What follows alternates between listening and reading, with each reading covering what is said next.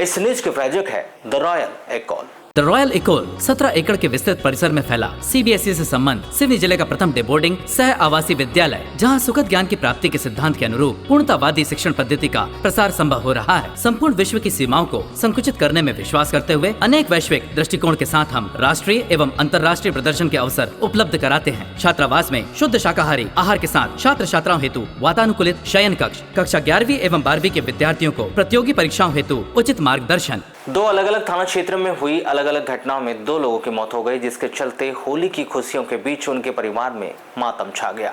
जहां होली के पर्व के दूसरे दिन धुरेड़ी को हुई इन दोनों ही घटनाओं के अगले दिन शनिवार को घटना में मृतक युवक और नाबालिग लड़की के शव को जिला अस्पताल में पोस्टमार्टम करवाकर अंतिम संस्कार के लिए शव उनके परिजनों को सौंप दिया गया है। तो वहीं मामले की जाँच के लिए डायरी संबंधित थाना पहुँचाई गई। पहला मामला लालबरा थाना क्षेत्र के अंतर्गत आने वाले ग्राम नीलजी के नजीम टोला का बताया गया है। यहां 2 मोटरसाइकिल के बीच हुई आमने सामने की भिड़ंत में 2 लोग घायल हो गए, जिसमें से होली मनाने अपने मामा के गांव जा रहे युवक की कुछ देर बाद ही मौत हो गई। मृतक का नाम थाना लालबरा के ग्राम रटेगांव निवासी 22 वर्षीय प्रमोद पिता राधेलाल ठाकरे बताया गया है, जिसकी सड़क हादसे में मौत होने पर शनिवार की सुबह शव का पोस्टमार्टम कर शव परिजनों को सौंप दिया गया है। बताया जा रहा है कि रटेगांव निवासी प्रमोद डीजे बजाने का काम करता था, जो धुरेड़ी के दिन शुक्रवार को मोटरसाइकिल से अपने मामा के घर खारी जा रहा था।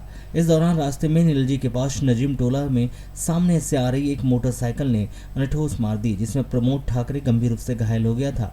परिजनों ने 14 मार्च की देर शाम जिला अस्पताल लेकर पहुंचे थे, जहां डॉक्टरों ने उसे मृत घोषित कर दिया। उधर एक दूसरे मामले में एक 17 वर्षीय नाबालिग लड़की की नगर के एक निजी अस्पताल में उपचार के दौरान संदिग्ध अवस्था में मौत हो गई। मृतक नाबालिग लड़की का नाम थाना रुकजर ग्रामवासी निवासी पायल पिता जोहर सिंह उइके बताया गया है। प्राप्त जानकारी के अनुसार पायल को उसके परिजनों के द्वारा किसी गंभीर बीमारी के चलते शुक्रवार 14 मार्च की शाम नगर के एक निजी अस्पताल में भर्ती कराया गया था, जहां देर रात संदिग्ध स्थिति में उसकी मौत हो गई। शव को आज परिजनों ने जिला अस्पताल लेकर पहुंचे, जहां अस्पताल पुलिस चौकी के द्वारा पंचनामा कार्रवाई सहित अन्य आवश्यक कार्रवाई पूरी की। वहीं पोस्टमार्टम करवाकर शव परिजनों को सौंप दिया गया है। कि रात्रि के समय में दो ये एक्सीडेंट वाले मामले का था।